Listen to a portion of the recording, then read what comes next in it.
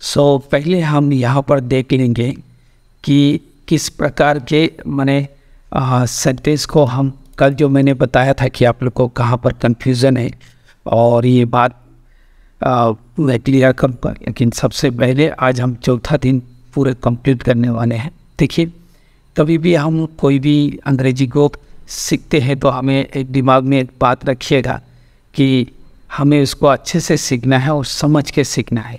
देखिए, फिर से मैं एक बार बता देता हूँ शुरू करने से पहले।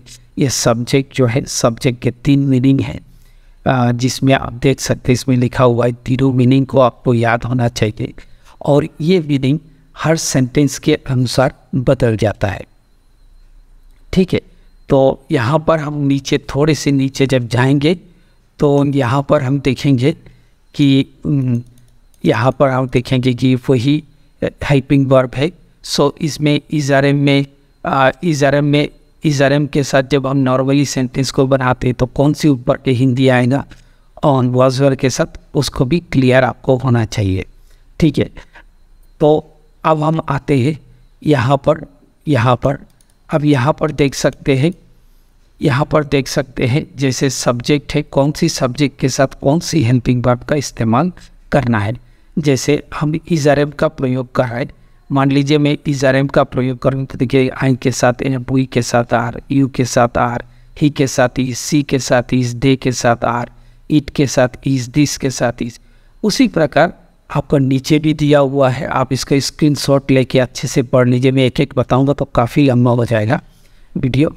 तो फिर वाज वेयर में आप आके देखेंगे कि भैया मैं आई के साथ जब लगाऊंगा, आई के साथ जब आप वाज का प्रयोग करेंगे तो आपको कौन सा आएगा, आई वाज आएगा। तो इकट्ठा पूरा एक साथ नहीं लगा देना है आपको वाज वेयर के समय आप इस सब्जेक्ट के साथ आपको इसको लगाना होगा। फिर हैवेस के साथ समय आएगा तो आपको इसको लगाना है। हेड का इसमें टू डज में, ये डीड में, ये डज में, इस विल में आपको इसको लगाना है।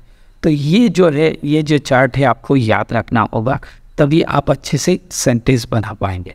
ठीक है, थोड़ा सा क्योंकि आज लास्ट है इसका एक्सप्लेनेशन का दिन, तो मैंने कल यहाँ ये सब को पढ़ा चुका हूँ, आप लोग को मैं पहले पढ़ा चुका हूँ। तो हम सीधे जाते हैं अपनी स्टडी पर, और स्टडी पर जाके यहाँ पर मैं इसको क्लियर करने का प्रयास करूँगा। देखिए, मैं इसमें इसलिए मैंने रोका कि क्योंकि देखिए इज़रम 2 में, इस इज़रम 2 में भी देखिए जाना है, पहुंचना है, करना है, खाना है, इस प्रकार के बात हो रहा है।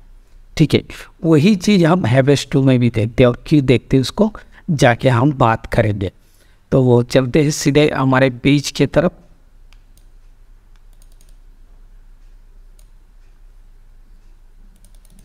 अब मैं यहाँ पर आ गया। देखिए क्या होता है, बात तो सही है कि इज़, आर और एम के साथ जब टू करते हैं तो ये भी क्या होता है, जाना है में भी सेंटेंस बनाता है।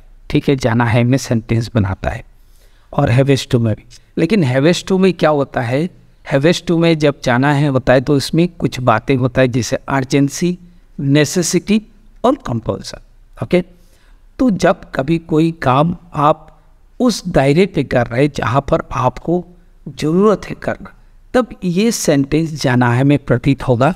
और नहीं तो आप देखिए ये किस में प्रतीत हो रहा है, पढ़ता है में प्रतीत हो जाएगा।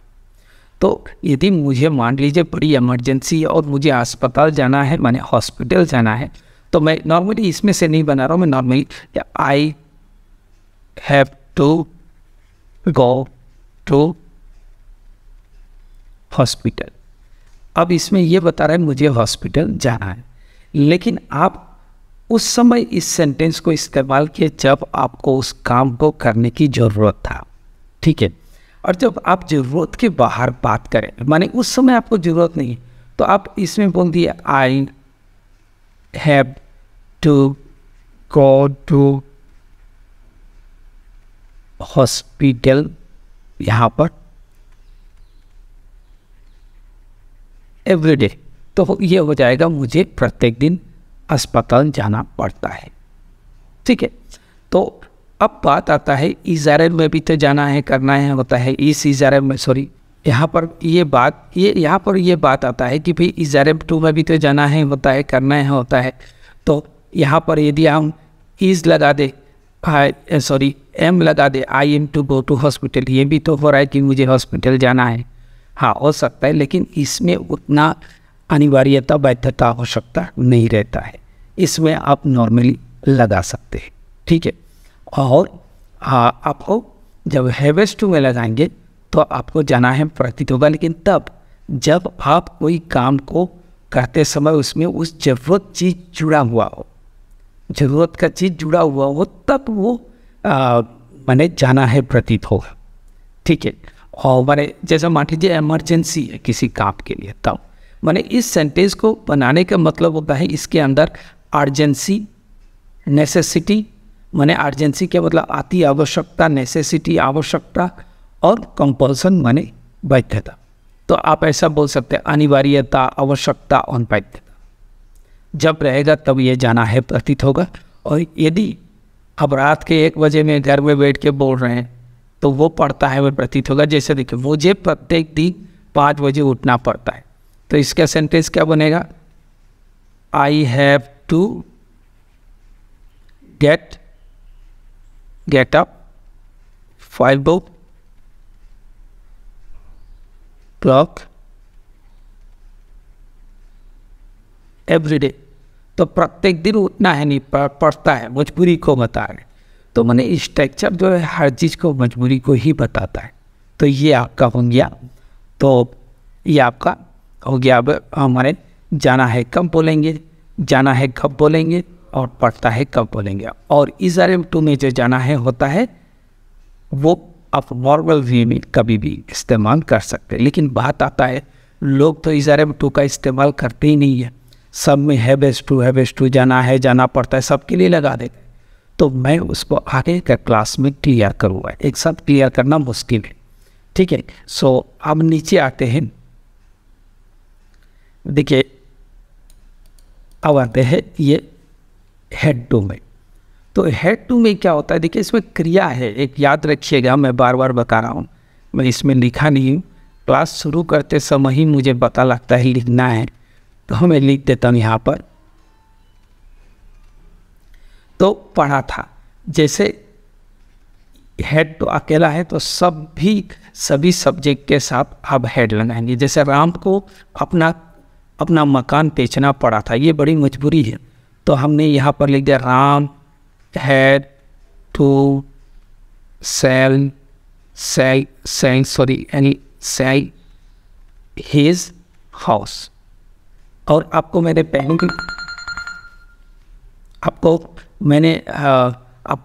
भी बताया था, पढ़ा था, आपको मैंने पहले भी बताया था कि हैज़ अपना बोलने के लिए कैसे प्रयोग करना है। आप यदि नहीं देखें तो मेरे प्रीवियस वीडियो में दिया हुआ है, इसको अपना कैसे बोलते हैं। ठीक है। तो Ram had to sell his house, Ram को अपना मकान बेचना पड़ा था, मुझे अस्पताल जाना पड़ा था, तो उसमें I had to go to hospital. ये हो गया, ये पढ़ा था में सेंटेंस बनेगा। ठीक है। अब ध्यान रखिएगा, जो मैंने हेल्पिंग वर्ब आपको बताया था पहले, आप थोड़ा पीछे वीडियो को करके देख सकते हैं कि हेड का कब प्रयोग होगा, कौन सी सब्जेक्ट के साथ कौन सी हेल्पिंग वर्ब का हेल्पिंग वर्ब माने ये सब हेल्पिंग वर्ब है ना। तो कौन सा हेल्पिंग वर्ब वो चार्ट पॉइंट पर देख लीजिए ना, ताकि आपको क्लियर हो जाए। अब नेक्स्ट आते हैं हम यहाँ पर सेल विल हैव टू, उसे स्टेशन जाना पड़ेगा। थोड़ा स्पेलिंग गलत हो गया, तो उसे, तो यहाँ पर उसे इंग्लिश क्या, ही के साथ क्या लगेगा, he will have to go to station. ठीक है। तो आप इसमें आई और वी के साथ सेल का प्रयोग करें, और बचे हुए जितने भी आपका सब्जेक्ट है उसके साथ विल का प्रयोग करें। अब बात यहाँ पर आता है, आजकल तो सेल का प्रयोग करते ही नहीं है भाई, मैं क्यों कर। हाँ ठीक है, आप अभी चाहे तो विल का करें, लेकिन ऐसा नहीं है कि सेल का महत्व नहीं है, ऐसा नहीं है कि सेल का महत्व नहीं है। इसका भी बहुत इम्पोर्टेंट है, आगे जाके आपको पता ना जाए।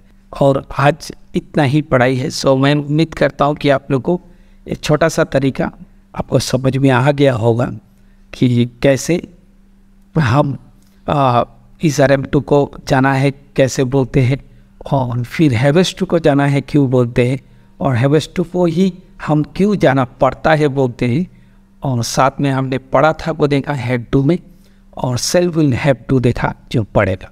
तो इसे आप प्रैक्टिस करें, इसे आप प्रैक्टिस करें, घर में बैठ के सेंटेंस बनाने का प्रैक्टिस करें, और इससे आप बहुत अच्छा सेंटेंस बना लेंगे।